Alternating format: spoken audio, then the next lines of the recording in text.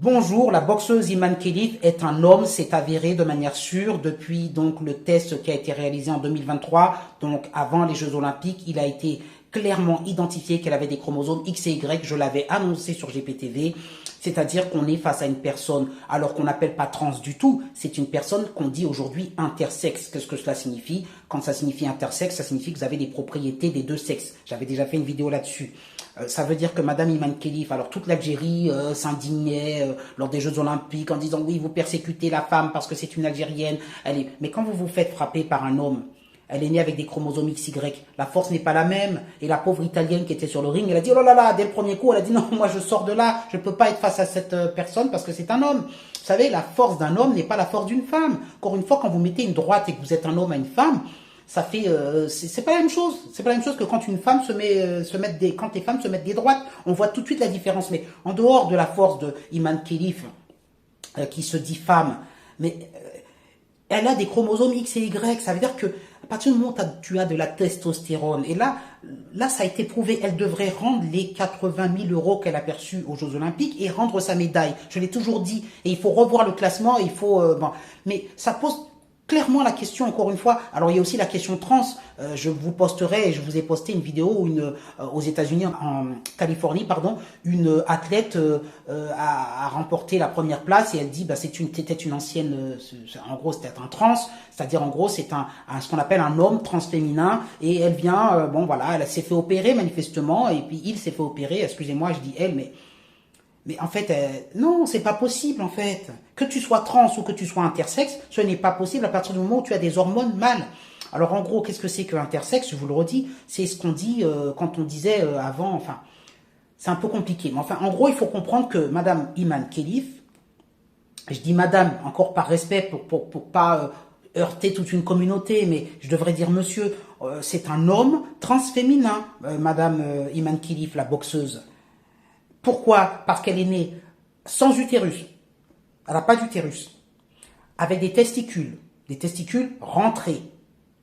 Pas de vagin. Alors, pas de poitrine. Bon, ça, la poitrine, il y a des femmes qui n'en ont pas, c'est pas le souci. Mais à partir du moment où vous avez ça, en plus, au niveau génétique, on constate que vous avez du X et du Y, vous êtes un homme.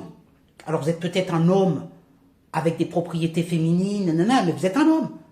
En tout cas, vous n'êtes pas une femme. Vous n'êtes pas une femme. Et à partir de là, je ne veux pas faire du tort à la communauté, je ne veux pas qu'on me considère comme phobe quelque chose, je ne suis phobe de rien du tout. Je pense tout simplement à la justice pour ces femmes. De la même manière que la personne qui a gagné en Californie et qui est en fait un homme biologique et qui gagne et qui monte sur la première marche parce qu'il a fait des opérations et qu'il a mis, il s'est bien maquillé et puis qu'il s'est... Non, non et non. Les hommes chez les hommes et les femmes chez les femmes. Donc, monsieur Iman Khelif, je suis désolé de vous dire que vous devriez concourir chez les hommes. Tout simplement. Et si vous estimez que c'est trop compliqué pour vous, on ne va pas vous inventer une troisième discipline pour les personnes intersexes. Alors, je comprends que ce soit un handicap d'être né intersexe. C'est-à-dire qu'il est né avec un micro-pénis, monsieur Iman Khelif, et qu'il a préféré se dire femme. Et encore une fois, franchement, je compatis à sa peine et j'imagine bien que c'est une forme de handicap. Mais à un moment donné, tu as des chromosomes X et Y. Et quand on est une femme, on devrait avoir du XX, 2 fois X. C'est tout. Donc à partir de là, stop. Et stop à tout ce matraquage de la communauté algérienne qui vient me dire que je suis RACISTE. Rien à voir.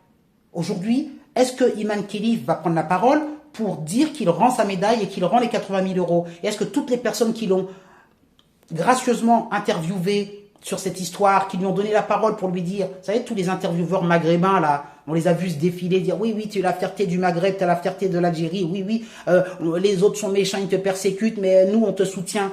Est-ce que toutes ces personnes-là, aujourd'hui, qui sont au courant qu'il a du X et du Y, avérés, vont nous dire qu'on n'est pas des complotistes, mais nous dire que réellement, il faut peut-être revoir leur jugement. Ah ben non, je vous assure que là, Motus, on n'entend pas l'Algérie là, hein, on les entend pas, et on n'entend pas Iman Khelif. Hein. C'est terrible quand même, cette question. Je ne sais pas ce que vous en pensez, hein, mettez vos pouces en l'air et vos commentaires.